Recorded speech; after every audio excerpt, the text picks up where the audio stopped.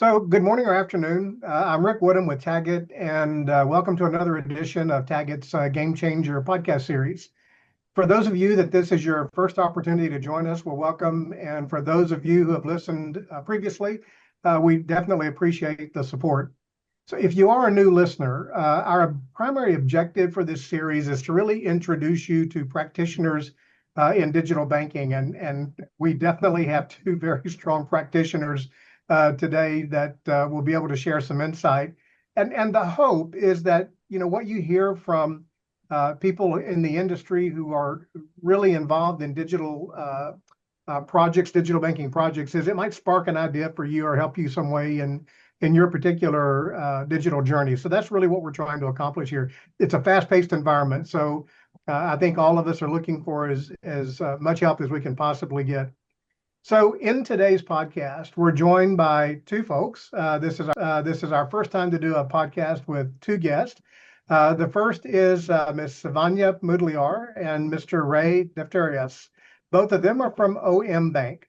Suvania is the Chief Technology and Data Officer of OM Bank, where she's helping lead the creation of Old Mutual's new digital data-driven bank. There's a mouthful. With 14 years of experience in tech leadership, she's played a very key role in transforming the bank through next-generation digital solutions. Her career spans senior roles at AT Kearney, Bidco, Avia, Telecom, where she's led major data and tech initiatives. Suvania brings deep experience into data, machine learning, and architecture. Ray is a CIO of the bank, where he has spent the last 3 years leading governance, service management, and operations for the digital banking platform. While he's an accountant by training, and Ray, I won't hold that against you, an ITIL expert, Ray is passionate about combining best practices with empowering teams to deliver high-impact digital services. He's previously served as CEO of Hospitality Technology International, overseeing cloud-native software deployments in 13 countries. So Ray has a very diverse career, which spans finance, tech, and leadership roles across banking, retail, and manufacturing. Guys, welcome to the podcast. Should be kind of interesting today. Absolutely, looking forward to it. So, Ray, I'll tell you what. Why don't we start with you, and we'll just sort of plow into a few things and see where the journey may take us. Right. So you've been serving as CIO of the bank for a while now, right? And obviously you've had some experience in related areas. So how do you believe that your previous experiences around digital banking and some of the consulting you've done in your past have really helped inform you on the approach that you're using today for building OM Bank's technology infrastructure? Thanks, Rick. I think firstly, I mean, we obviously no one can divorce themselves from their previous experience, and in terms of doing a greenfields build and consulting like this, it's a wonderful opportunity to pause, have a look at what's going on in the world, bring best practice together, and then take that forward. But I think when I was thinking about what experiences were most pivotal to me in this journey, I mean, I'll go back to one of my first experiences in banking, which is as a mid-20s manager having to do stand-in authorizations. And I'd sit there knowing virtually nothing about banking, having a 4-year degree against my name, and then making decisions about customer refunds. And the person making the recommendations to me was the team lead, who had 30 years in banking, but whose mandate wouldn't let them write off a certain amount of money. So I think those things are probably as deeply ingrained with me as the technology stuff. Is really just saying, if we can find ways to make things simpler, better for customers, make sure that the people close to the edge can make the decisions and let them bring their best to bear. I think that's how we win. Yeah. It's amazing how some of your early experiences in banking, especially when we're in the world of digital today, really shape the way you think about how you want to really service customers. I sort of get that, right? I'd tell you about my first interaction with banking, but that's been, almost 50 years ago. So there was no such thing as digital back then. So Suvania, you've also sort of been part of this OM Bank digital journey from really the very early stages. What have you found the most rewarding out of working on sort of building this, I would maybe call it next generation digital capabilities and building a bank from the ground up? Yeah, I mean, first off, it's an absolute privilege and an honor to have been given the opportunity to be part of building a bank from scratch. Old Mutual, has really gone to lengths to give us, the latitude as well as the landscape to build this thing from greenfields. So while I mean, being in the technology space, it's easy for me to say, oh, it's been great to play with cool tech. What's been the most gratifying for me for being part of this bank build is actually the OM bank culture. I mean, we've Oh, built wow. this bank, yeah, built this bank for people, by people, and it is so gratifying to, wake up in the morning and, wake up to a team of a group of folks who are ready to hustle around a problem and solve it. Because in a bank build, stuff changes. Decisions were made, they may have been bad or good at the moment in time, and you need to pivot. You run some experiments, you need to pivot on what actually is going to work. And having individuals that have got grit and resilience and people you can learn from has been such an incredible privilege to be part of that. So I'm definitely not the same Suvania I was, before I joined the bank build, and definitely a well improved one version of myself after. Well, I find that a bit interesting, right? Because historically, how do I say this diplomatically without offending people, right? But historically, traditional banks are really not known for finding large groups of people that are innovative and want to accelerate their learnings and all the things that you just described. So I can imagine that banking plus that culture had to be a big part of the reward as you move forward. That's pretty good to hear. So Yeah. so Ray, back to you. So the bank has sort of been described as a digital first banking experience. Practically, what does that really mean in terms of how you're implementing your vision? And Savanya, I'll follow that up with how you're using some of the data to achieve this digital first banking. So Ray, what does that actually mean to you guys? Yeah, I think if I explain digital first, or how we see it is, there's certainly times where a customer would be unwilling or unable to use a digital platform, and I think two obvious examples: your mobile phone's been stolen and you want to block your card. You're unable to go and have a digital experience. You need to phone someone fast and get them to freeze your account. But there's also the unwilling. You might be experiencing financial hardship and you want to make an arrangement. Even if that is enabled on an app, you may choose not to do that because you want the human interaction, you want the empathy of talking to someone. You might be confused, frightened, angry, a range of emotions. Those are a relatively small subset of banking. For the rest, we believe that you should always have the option in the mobile application to be able to serve yourself. So I guess the key design principle that we put in place was to say, whenever there's a journey, make sure that if a customer was willing, they could solve for themselves inside of the banking app. And in terms of how does that go down to the teams, it means we have some pretty rigorous kickback around what can be done at a support center. And we have parity. So, to be honest, anything that we can do in a mobile app, we can do at the support center. Right. But we make sure that parity isn't, oh, we don't feel like doing this in the app, or we don't think that's easy to do in the app, so we'll do it somewhere else through a different channel. So our principle is just make sure that everything a customer wants to do, they can do for themselves in the app. It's obviously 24/7. It's accessible. It's non-threatening. It gives them ability to do what they need to do in their own time. That's our principle of digital first. So the expression non-threatening is interesting. I don't think I've heard anyone use that expression. I'm assuming non-threatening to you really, maybe for the rest of us, is sort of those intuitive sort of journeys, meaning they're not intimidating to the customer. I'm assuming that's what you mean by non-threatening. I think that's an element of it. I mean, I think another element. I mean, in South Africa, surveys are generally coming back with results to up to a third of the population not being considered at having a high level of financial literacy. So something that you might take for granted, a limit increase or rescheduling a debit order commitment. Those are things that for some customers, they would go on and they would go into a branch, or they'd phone a support center and they'd happily say, hey, just do this thing. For other customers, particularly this third, you may want to do that, but you may be uncertain about what does this mean. You might be halfway through the journey and something's confusing. And because our support is asynchronous and the app by its nature, you can resume when you want to. That puts you in a position to go, hey, maybe I want to ask a friend. Maybe I want to actually chat with a service agent and just confirm something with them before proceeding.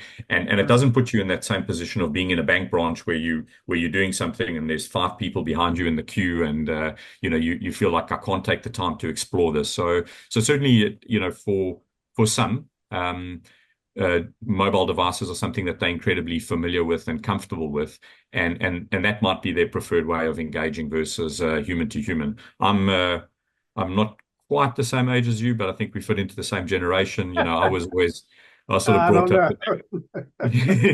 But I was brought up, if there's a problem, you pick up a phone and phone someone and you talk to them. That's my Yep, conflict yep, resolution methodology. Don't send yep. an email, talk to them.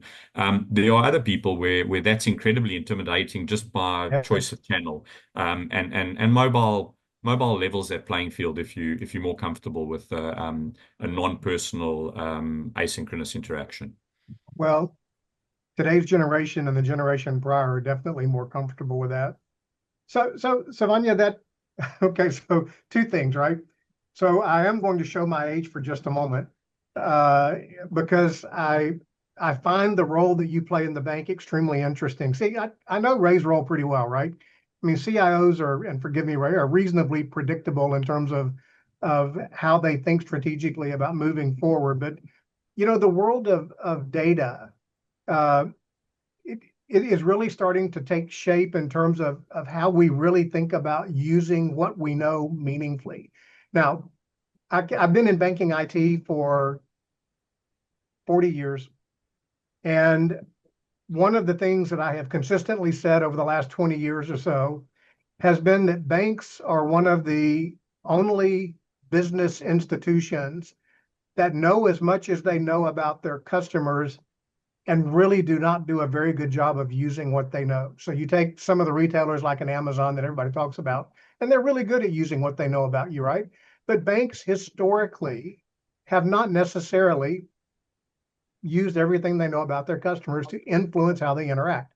So my question is a follow-on to you, especially when Ray's talking about being sure that all the journeys exist for customers who want to be able to be self-sufficient, is how are you using data today to really help personalize those journeys to really enable that non-threatening sort of approach to how they interact with the app? Yeah, I think that's an awesome question and spot on definitely your experience and how traditional banks have treated data, right? When data is in silos, you can't bring that stuff together in a meaningful way in the customer's hands. So that's really where at OM Bank we want to be a data-driven bank. I mean, that's been one of our core principles in our business strategy. Every decision we make, we want to make sure that it's been used and actually reinforced by data points.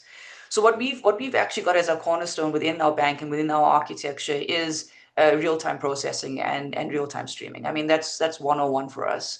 So being able to reuse data assets across many microservices within the bank, which actually touches different customer journeys, whether you're sitting on your homepage, whether you're going to be sitting on your payments journey. We've actually done a great job in actually understanding the transactional asset, because that's our currency, right? Transactional data tells you a hell of a lot about Yeah. what a customer is doing. Oh, they've shopped at this kind of restaurant. Oh, they actually go and spend time at a bookstore. Oh, this is what it means for them on a Tuesday or a Saturday. So what's key about that is how do we actually take that and then show up in the moment that matters for them and based on their context. So we actually take transactional data, have the ability to process it, and actually push personalized nudges. I think that's really quite an interesting thing where we've actually got a card that pops up on our home screen that's tailored for you. So you might have burst through your restaurant budget. You might have burst through your coffee budget. You might have actually been halfway through your savings goals. So we actually encourage you to take notice of that firstly, because you don't want nudges to be intrusive and in the face and being annoying. You actually want them to be acknowledged, and you might not get that right all the time. So in personalization, that journey is learning. I mean, the jury's out on whether you actually making meaningful impact in the customer in the way they interact with that nudge in that moment. And you may get that wrong in that moment. And the way they hit the, I don't want to know this right now. Maybe later, you're bugging me, right? And then you're going to know, okay, that time might not be the best time to communicate with that customer. Yeah. There's another little trick which we've also tailored, especially in the target market we're after, which is the mass market. You can have financial literacy, which is not always on equal level with every customer. The way a customer interprets an insight who's got low financial literacy might want to have a conversation about it. So instead of having a card with graphics and having very banking technical terms, you might want to curate the same type of nudge, but in a user-friendly way of being conversational. So that's where the non-threatening comes in. We've got an avatar that supports a little conversation with the customer to explain to them why they're in the position they're in. And with the outcome of, can they learn from that behavior to actually improve their financial wellness? So that's what OM Bank is about. We really want to partner with you on your financial journey. So Suvania, how do you view that from the lens of things like data privacy and security? So, there's a lot going on around, and so I was about to say there's a lot going on around customers allowing the bank to have access to their data, right? But there are a lot of, consumers who they really don't understand enough about what that means to know what's good or not good for them. So how are you addressing this when it comes to things like data privacy today? And how do you educate customers that, hey, listen, it's really okay for me to use what I know about you to enhance how I engage with you, right? Yeah, 100%. I think I'll answer in two parts. Let's just touch on security first. OM Bank, we secure by design. That's like one of our core principles as well, right? So everything that we do, we embedding security controls. So it's not an afterthought. Well in front when customer journeys are being designed. Ray runs the function of operationalizing service blueprints, where we describe what experience we want to give the customer.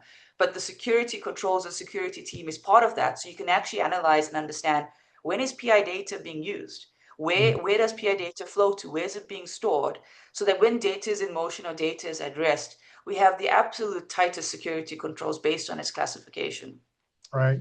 And I think what that leads into, and is absolutely, like, we don't earn the right to actually serve our customers if we're not protecting them.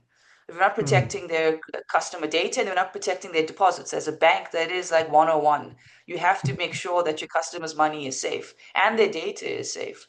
So being able to communicate, whether it's privacy preferences, so I prefer how I want access to OM Bank in order for them to market on different channels, is some of the things that we've actually brought into the mobile app, where you can choose how you want to, instead of it being a IVR that contacts you and you get spammed and then you click, I don't want to hear this anymore. It's an SMS. It's almost I'm going to stuff this in front of your face and then you're going to shout at me after the fact. We really want to inform them that, hey, you've got a choice in this.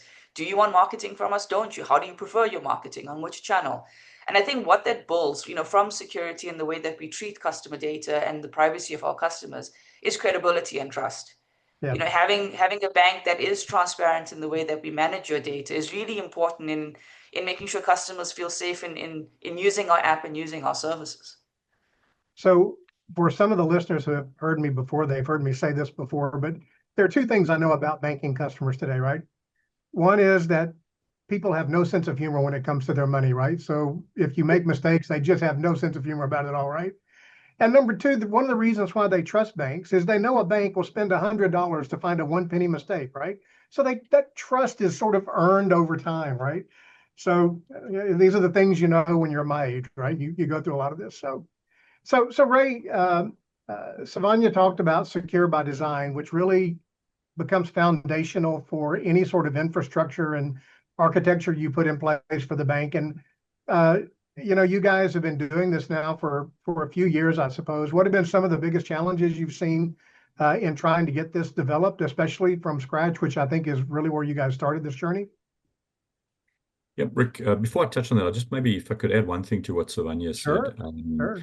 I think on the responsible use of data, the whole philosophy that we've had is that's led by supporting customers in their goals. So certainly don't want to come across like we patronizing in terms of telling you what you should spend your money on or what you should do, etc.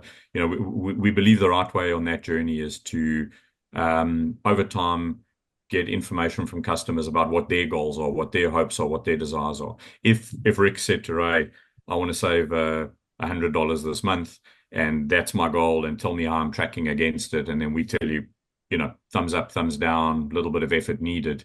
That's a completely different relationship to us suddenly popping up with an insight out of the blue. So I think, just as a principle, we've had to make sure that from a customer point of view, this stuff is not seen as creepy tech. I've heard about creepy AI a few times. We had some particularly interesting descriptors of how people view things, even like a service bot. How do they know all these sorts of things? So that's a fine line to work. And we've said, while the value comes from that, you have to build the trust first, and then let customers tell you what they want. In terms of some of the challenges, I mean, Suvania spoke about the one privilege. I mean, building a stack from scratch might be intimidating, but you get to go to the whiteboard and go, with everything we know today, what would be the best way of doing this? And you have the luxury of time. You're not implementing the project while the legacy environment's falling over, in real time with customers screaming in the press. The kind of pressures an existing banking CIO is under. So that was great.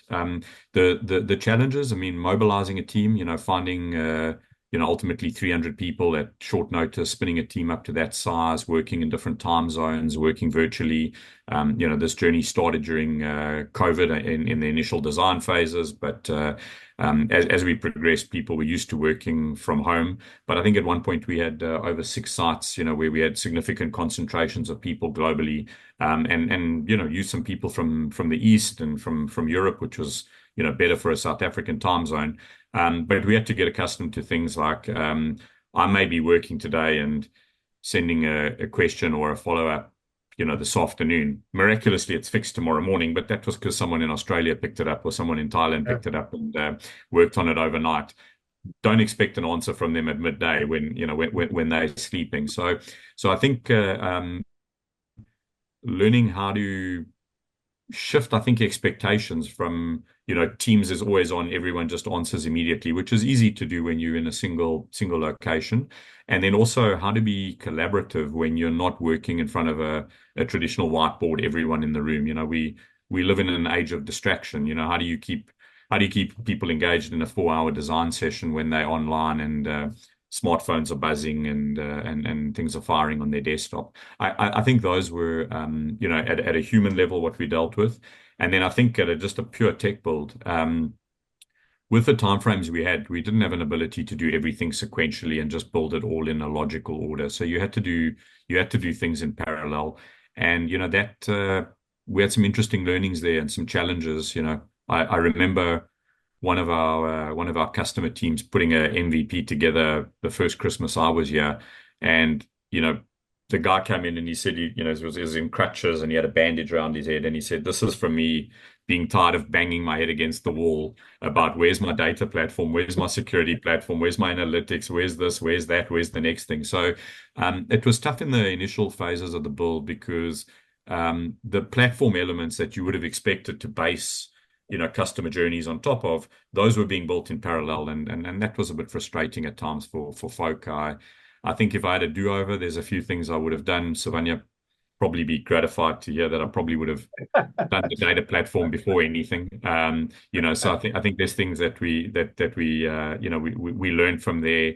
But all in, I think it was done in good cheer towards a common goal, and that that helped us get through it. But it had its elements of rework and rethinking, ordering, I mean, pretty much on a monthly basis in the initial phases.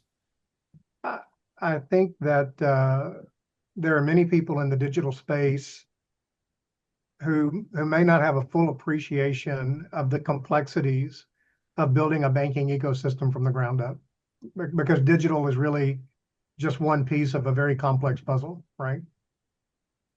So, Suvania, I'm going to put you on the spot for just a moment. I told you I like to pick on data people, right?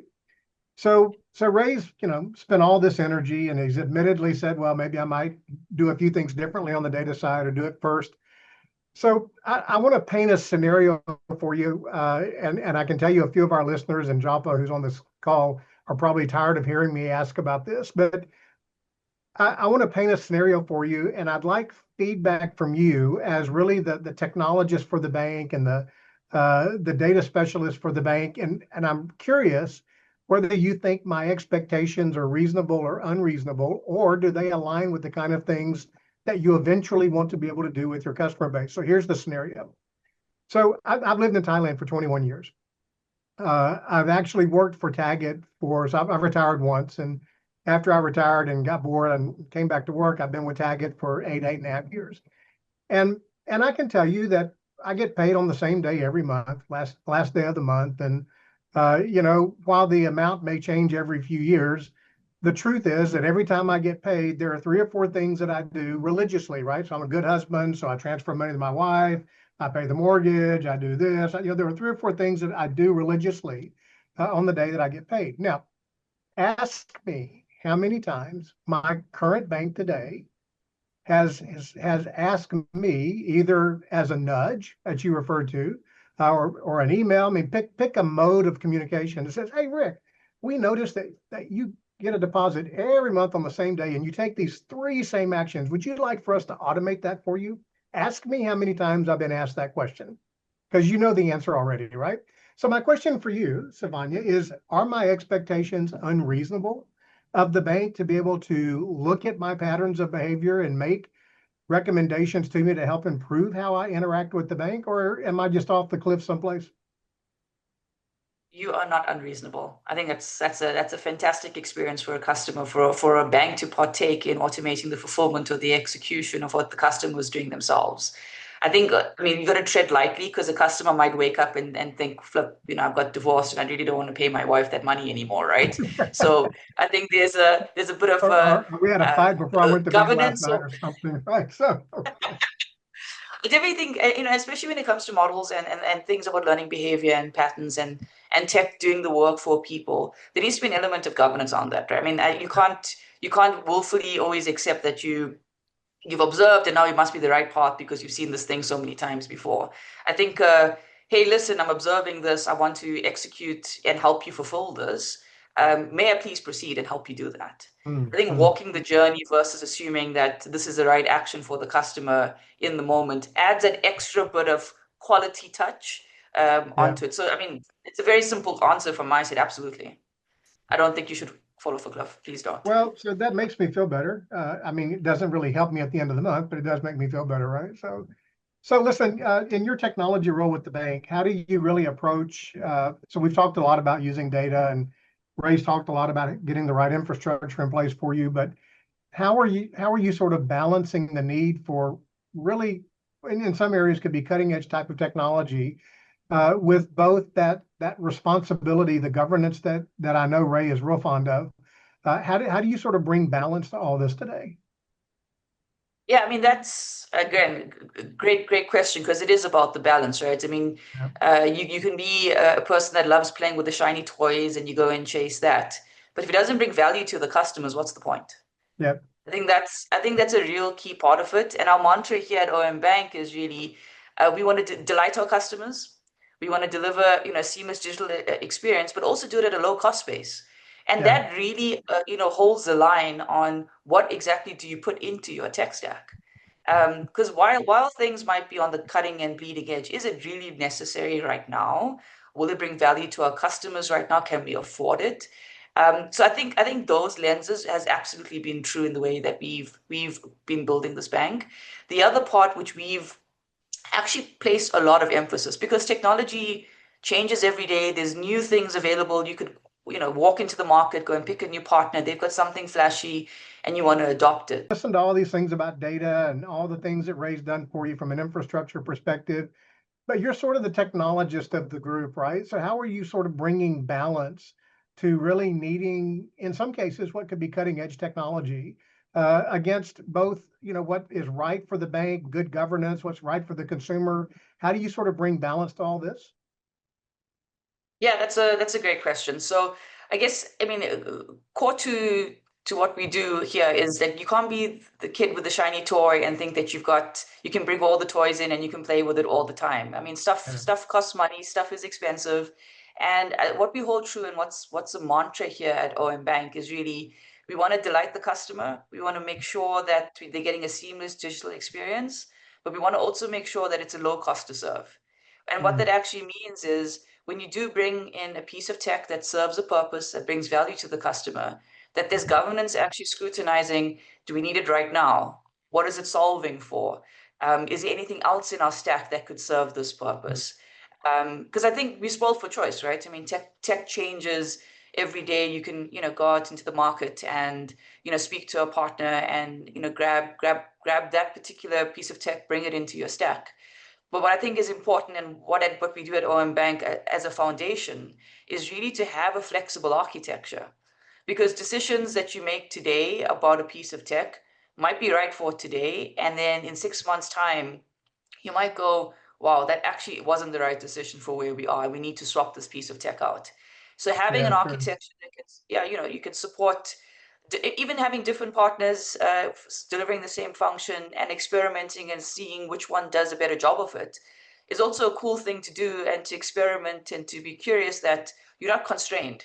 And I think that's also been a bit of a problem in other banks and other traditional organizations, where if you make a tech choice today, oh my God, you're stuck with that thing for years to come, and then you stuffing professional services around it to try and make it work and pigeonhole it in what you need.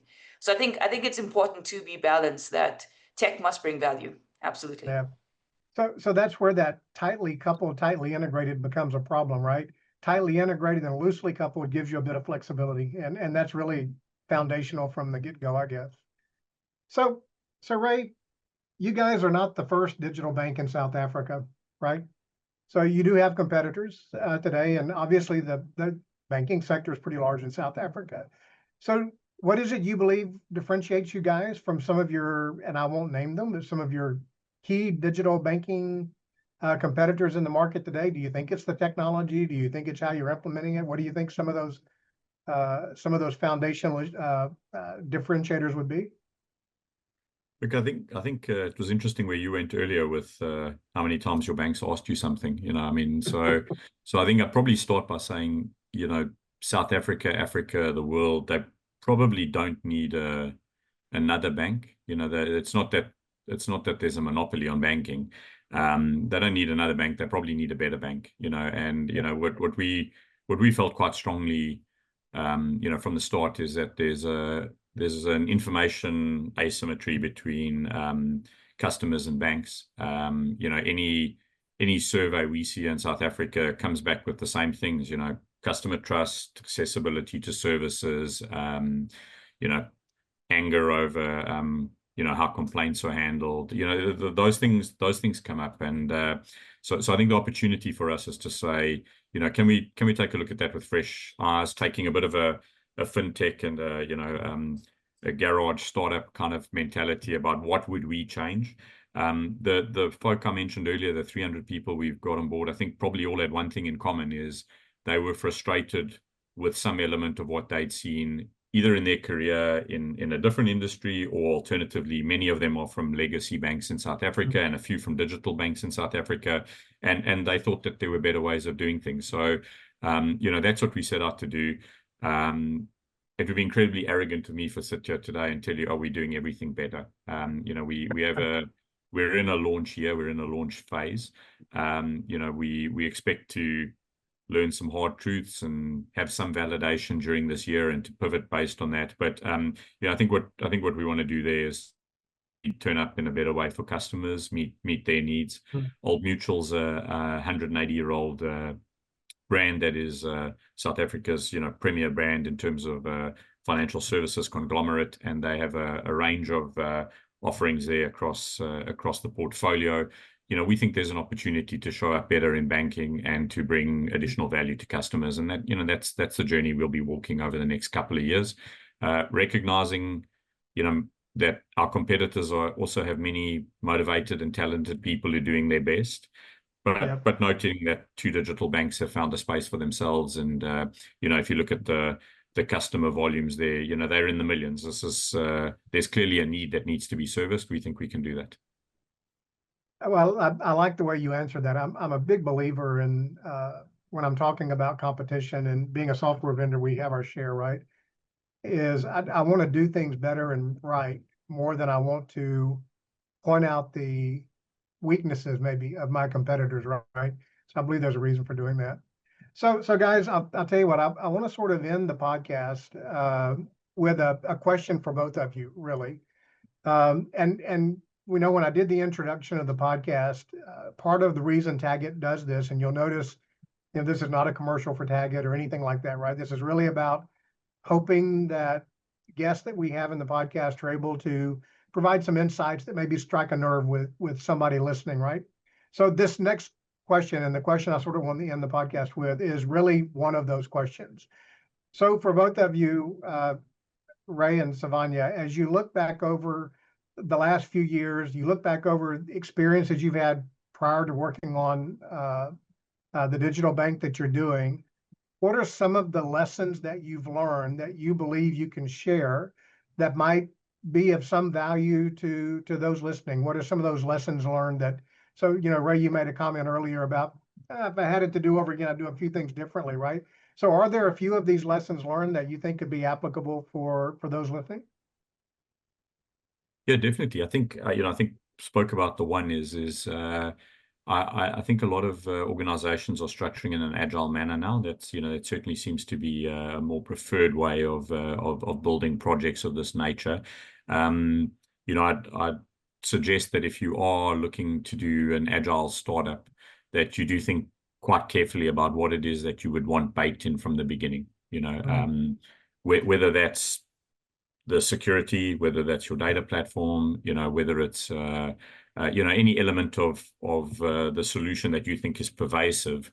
Think carefully about the sequencing there, because it's true that your squads will stutter to a halt if they're all waiting for something that they're dependent on. So I think dependencies, dependency management is certainly something that we learned. And then been privileged to work with some great people. My previous boss, Roy Violence, kept asking me a question that I ask myself all the time now, which is, how would you know if you were wrong? It's so easy to get caught up in the possibilities, but I think the really expensive tech replatformings or the really expensive contracts to get into or out of are those ones where you've made an assumption and something has then turned out to be not true. If you just thinking of the last 18 months or so, you could have made some really big and expensive and long-term bets on large language models, and I'd suggest that maybe today and certainly in coming years, you may look at that and go, we placed a really big bet there, and then the fundamentals shifted. So I think as much as it's important to ask yourself, what is it that we're doing better? I think another great question is, if I'm wrong, how quickly can I change? And if the answer is you can change quickly, well, then proceed with what you're doing. Then it's not a big bet. If you have to change, you're able to pivot. If the answer is, gee, this thing is really fundamental to what we're doing, and if we've gotten it wrong, then it's going to be a massive architectural platform or technology change. Then maybe you want to consider that a bit of an amber light and spend some more time thinking that through and thinking, what are the key assumptions underneath it. So yeah, I guess just asking yourself, as happy as I am with everything that I think is better, if I'm wrong about something, how would I be able to change it? I think that's a good question to ask yourself. Suvania, what are your pearls of wisdom that you could share with the group? I think Ray's touched on quite a bit. I think for me, make a decision, right or wrong. No decision's perfect. Put something down on the ground and move forward. And if you discover that's the wrong decision, change it. So I think move, make changes, but also be disciplined. So Ray mentioned Roy, he's got a saying as well, progress, not perfection. Right? If you got something that you can look at and go, I can tinker, I can change, but if you got nothing in front of you, you're just going to procrastinate. I think also in building a bank, and especially given the luxury of time, you think you've got all the time to finish the build, but actually you're burning cash, right? You don't have customers on the board. So something our, CEO Clarence says, have the discipline to make sure that you achieve your objectives, be able to execute. So as much as you're experimenting, what's the end goal? What's the outcome you're after? If you have to deliver these 5 customer journeys, be disciplined in your teams to make sure you get there. Because there's nothing worse in a build where you run late. And now you've got the market being like, well, we were waiting for this thing, and the shareholders are upset. So having a strong team that will have grit and resilience, because things will go wrong along the journey. There's no doubt. I mean, you have an expectation, a partner was supposed to deliver this, and they get delayed in their timeline, which has a knock-on effect on your in-build delivery. So being quick to think on your feet, what can we do? How can we explore solutions? And maybe it's not all perfect, and it's a phased approach, and you have mitigating controls to manage the experience, and over time you improve and get to the utopia state.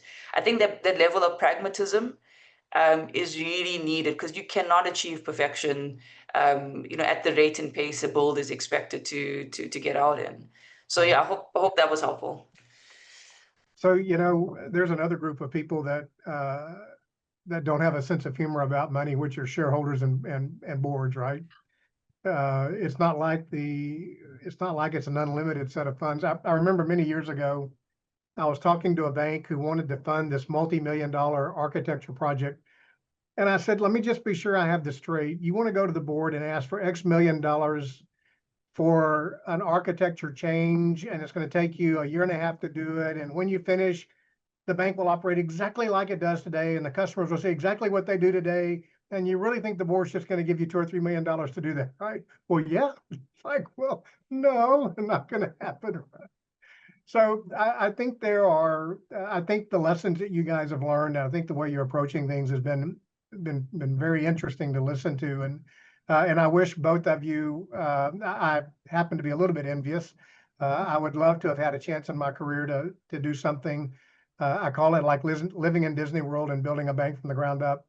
But it sounds like you guys have definitely taken the right approach and put the right sort of governance around it, and all the things that you need to do. So kudos to you for that. And I wish the bank a huge amount of success as you go forward.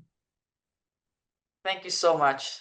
Really appreciate it. And thanks for the chat. Ray, This has been Suvania, great to speak with you today. And if either of you ever make it to this side of the world, then look me up